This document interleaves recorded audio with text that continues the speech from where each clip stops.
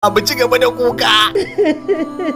Kai jama'a, ka duba baji tsaron da ake da shi a arewa. Ana ta arewa a farka, arewa a farka, arewa a farka. Amma duk da haka 'yan fashin nan sai da suka shiga cikin gida suka sace baba. Kuma hakika na yi matukar mamaki. Wallahi ne ma na yi mamaki saboda Rarara fa ya sha gaya mutum ba a samar da tsaro a arewa, a samar da tsaro a arewa kuma an samar da wannan tsaron. Amma duk da haka 'yan fashin nan saboda ba su da kunya sai da suka shiga cikin gida wai su rasa wanda za su sace sai Mahaifiyar Dauda ka wutar Rararan mu. Gaskiya ba su kyauta mana ba. Shi yasa yau nake gaya mu kowa saboda kowa ya ji mu ci gaba da addu'a. Gaskiya ne yaro, ka yi kokari, tunanin ka yi kyau. To ai ni dama haka nake, a koda yaushe ni tunani na mai kyau ne. Kawai yanzu ba mu da wani abin da zamu sai mu taya Dauda ka wuta Rarara da addu'a da shi da mahaifiyarsa.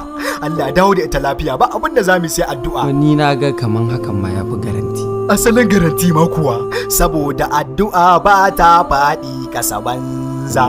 Oh, ashe jimami nike yi. Addu'a